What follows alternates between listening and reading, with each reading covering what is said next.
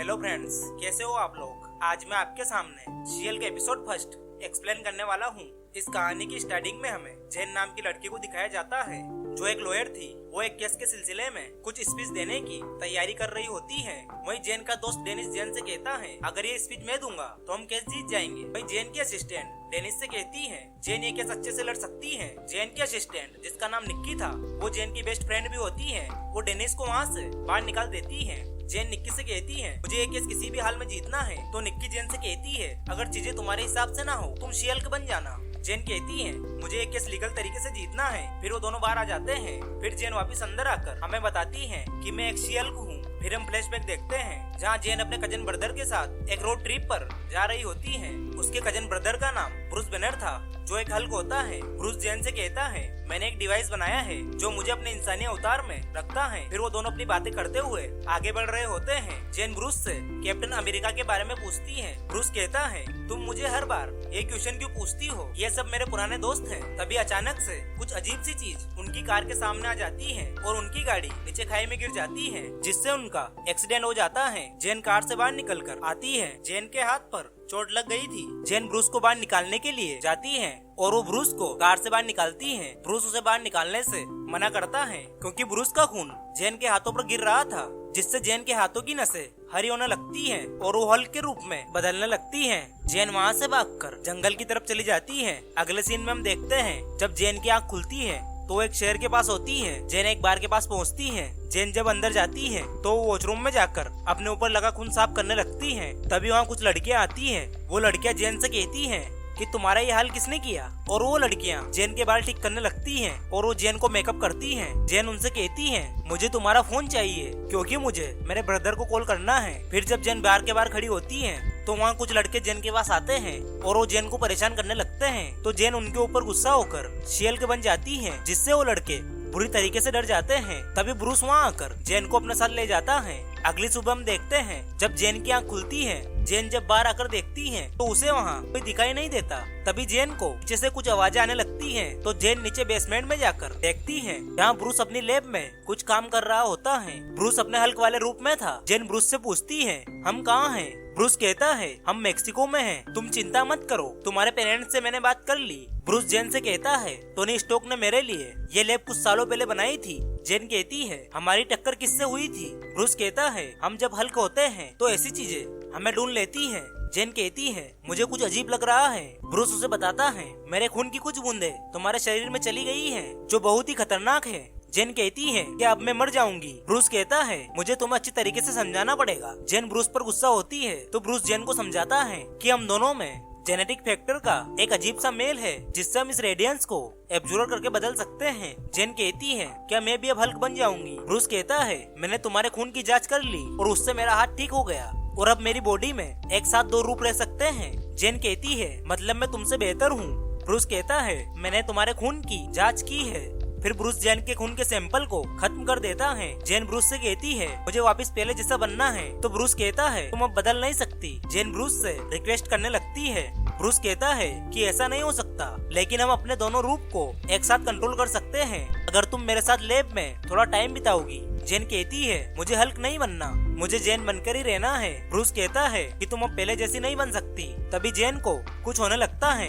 अगले सीन में हम देखते हैं जब जैन खाना खा रही होती है तो ब्रूस उसे कहता है कि तुम्हें अब तुम्हारी जिंदगी बदलनी पड़ेगी और तुम्हें अपनी जॉब छोड़नी होगी और जब तक तुम अपने हल्क वाले रूप पर काबू नहीं कर पाओ तुम्हें यही रहना होगा। फिर हम देखते हैं ब्रूस जैन को हल्क पर कंट्रोल करना सिखाता है। फिर ब्रूस एक बटन दबाकर जैन के केबिन में कटर चालू कर देता है जिससे जैन परेशान होने लगती है। तभी जैन को गुस्सा आ जाता है और वो शियल्क में बदल जाती है और कटर्स को तोड़कर बाहर आ जाती है। ब्रूस उसे शांत करता है लेकिन मजे की बात तो ये थी जैन का शियल्क रूप में भी अपनी बॉडी पर कंट्रोल था। ब्रूस जैन से कहता है तुम अकेले इस बॉडी में हो, मतलब तुम्हारा कोई दूसरा रूप नहीं है। ये तो बहुत अच्छी बात है, मुझे तुमसे जलन हो रही है।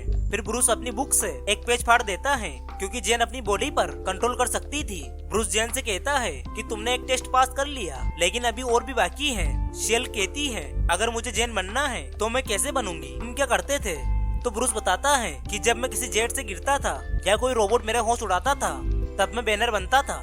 शियल्क ब्रूस से कहती है मुझे अपने घर जाना है। तो ब्रूस कहता है तुम्हें नहीं पता इस तरह की पावर कितनी खतरनाक होती है। तुम्हारी एक छोटी सी गलती से या थोड़े से गुस्से से तुम पूरी दुनिया को तबाह कर सकती हो और जिंदगी और मौत के बीच में तुम फंस सकती हो। शियल्क कहती है मैं अपना ख्याल रखूंगी। ब्रूस कहता है लोग तुम्हें इस रूप में देखकर डरने लगेंगे। तो शियल्क कहती है मुझे तुम हल्क बनना सिखाओ। अगली सुबह हम देखते हैं ब्रूस जेन को दिमाग पर काबू करना सिखाता है, लेकिन जेन उसकी बातों पर ध्यान नहीं देती और मजाक करने लगती है। फिर अगले दिन ब्रूस जेन को उठाता है और उसके कान में बोपू की आवाज डालता है, जिससे जेन शियल्क में बदल जाती है और उसका बेड टूट जाता है। जेन ब्रूस पर गुस्सा करती है। ब्रूस कहता है सोते वक्त तुम जेन बन जाती हो, तुम्हारे गुस्से पर अभी भी काबू है।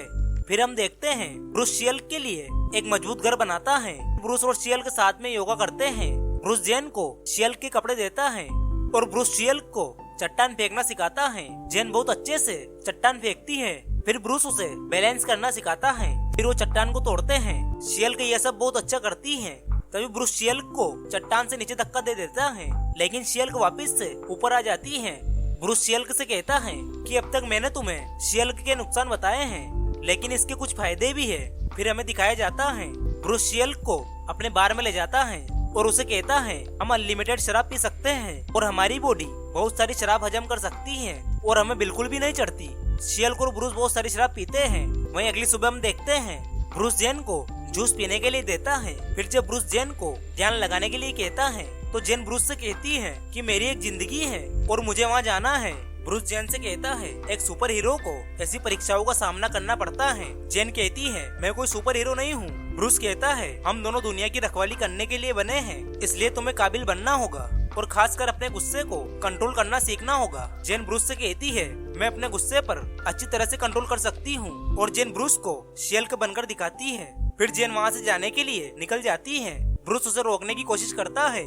जेन ब्रूस से कहती है मुझे तुम्हारे जैसा नहीं बनना, मुझे मेरी नॉर्मल जिंदगी जीनी है। मैं यहाँ अकेले में नहीं रहना चाहती, बिना परिवार और बिना दोस्त के। ब्रूस जेन को समझाने की कोशिश करता है कि हम लोग दुनिया की रक्षा करने के लिए बने हैं, लेकिन जेन उसकी बात नहीं सुनती। ब्रूस जेन को एक बार और सोचने के लिए कहता है, लेकिन जेन उसकी बात नहीं मानती।